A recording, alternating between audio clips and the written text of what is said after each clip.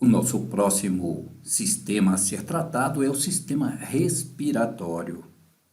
Muito bem, o sistema respiratório é aquele que é responsável pelas nossas trocas gasosas, por onde nós absorvemos o oxigênio necessário ao funcionamento do nosso corpo e por onde nós eliminamos o gás carbônico, que é o produto da queima desse oxigênio junto com os nutrientes no interior das nossas células.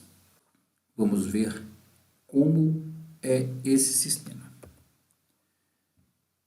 Esse sistema tem atuação em outros processos também, como o equilíbrio ácido-base do nosso corpo. Equilíbrio esse que está relacionado justamente com essa remoção do CO2. O CO2 acaba envenenando o nosso organismo se ele continuar lá.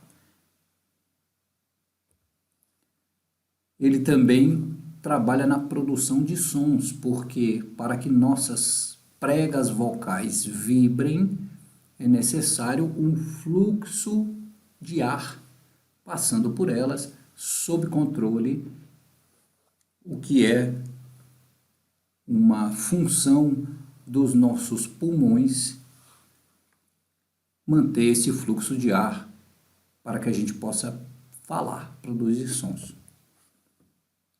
Então, existem para as pessoas que fazem canto ou outras atividades que demandam a produção de sons, exercícios até para controlar esse fluxo, para aumentar, para fazer com que o ar flua de uma maneira mais constante e por um tempo maior, de modo que você possa executar determinadas notas musicais, cantar, sustentando a sua voz durante um tempo determinado necessário em algumas obras. Também ele trabalha na defesa pulmonar.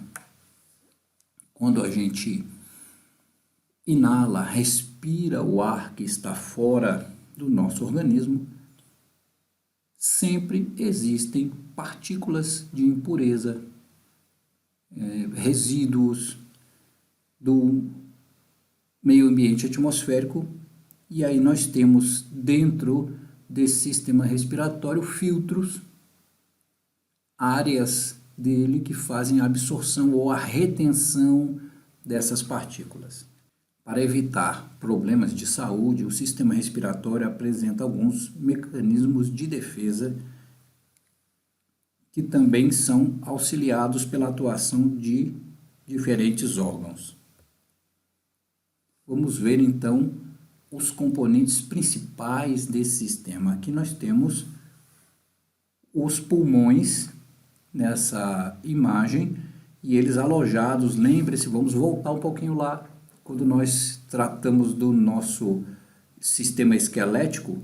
Observem essas abinhas brancas aqui em volta dos pulmões, aqui, são as nossas costelas que fazem a proteção da nossa caixa torácica, e aqui nós temos os pulmões alojados dentro delas.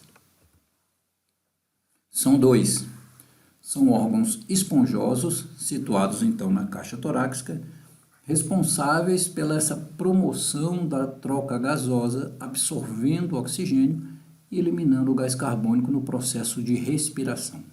Quando nós inspiramos, ou seja, colocamos o ar para dentro dos pulmões, esses pulmões se dilatam e o oxigênio é absorvido e colocado nas nossas hemácias.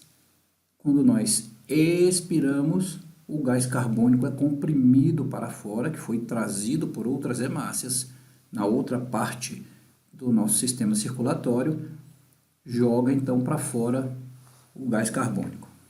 Os nossos pulmões são envolvidos por uma membrana dupla chamada pleura.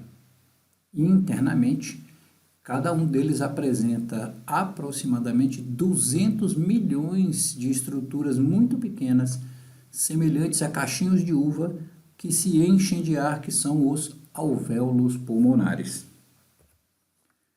atravessados por uma imensa rede de vasos capilares, que são condutores sanguíneos extremamente finos, às vezes muito mais finos que um fio de cabelo. As membranas dos alvéolos permitem o trânsito de gases das hemácias ou para as hemácias num processo chamado hematose. Uma outra parte importante do nosso sistema respiratório é a chamada cavidade nasal, aqui destacada. São dois condutos paralelos, simbolizados aqui na parte de fora pelas nossas narinas, revestidos de mucosa e separados por um septo cartilaginoso, que começam nas narinas e terminam na faringe, aqui atrás. Aqui encontramos pelos revestindo o interior das cavidades, funcionando como o primeiro filtro mecânico para reter algumas impurezas e germes, evitando que possam chegar até os pulmões. Suas membranas dessa cavidade nasal possuem uma grande quantidade de vasos capilares que aquecem o ar que vai para os pulmões, além de células produtoras de mucosidade que umidifica esse ar. Depois da cavidade nasal, nós temos a faringe, que está aqui destacada em vermelho. É um tubo pelo qual passa o ar e também alimentos. Então, na hora que nós estamos comendo, existem válvulas que fecham para que o alimento não entre na direção dos pulmões. Então, a laringe faz parte de dois sistemas, do respiratório e do digestório. Sua extremidade superior é conectada com a cavidade nasal e a boca, e a parte inferior com a laringe e o esôfago. Possui paredes musculosas e, como as cavidades nasais, ela é revestida de uma certa umidade, um certo muco. Outra parte importante do nosso sistema respiratório é a laringe. O órgão que liga a faringe à traqueia. Na parte superior da laringe está a epiglote, uma válvula que se fecha durante o processo de deglutição, ou seja, quando nós engolimos alguma coisa, para justamente, como eu disse anteriormente, os alimentos não entrarem na direção dos pulmões. Então, quando o alimento passa, ele empurra a epiglote e ela se fecha, bloqueando a entrada dos pulmões. É aqui que nós encontramos as chamadas pregas vocais, às vezes também chamadas de cordas vocais, que é o órgão que eu estou utilizando agora para falar. Depois que o ar passa por aquelas partes lá, nós vamos encontrar a traqueia e os brônquios, que estão aqui destacados. Essa mancha azul que você vê é o contorno do pulmão, e essa parte cor-de-rosa aqui são as ramificações dos brônquios, e essa outra aqui de cima é a traqueia.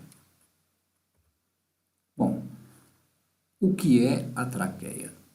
É um tubo situado abaixo da laringe e formado por 15 a 20 anéis cartilaginosos que fazem com que ela fique aberta, permitindo que o ar aspirado chegue aos pulmões de forma adequada, aquecido e umidificado, e também filtrado.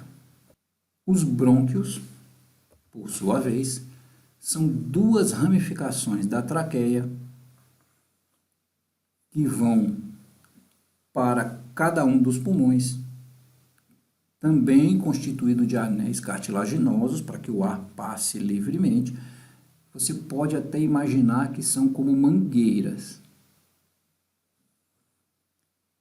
E eles subdividem em vários ramos menores dentro do pulmão para distribuir igualmente o ar por todo o volume do pulmão, facilitando assim as trocas, porque aí você aumenta muito a superfície de contato dos capilares, que são milhares, milhões ali dentro, e facilita a troca pulmonar numa escala mais bem otimizada. Esses, os brônquios, então, como a gente vinha dizendo, se subdividem para formar uma chamada árvore brônquica, cujos ramos terminais são chamados de bronquíolos e são mais ou menos 30.000 bronquíolos por pulmão.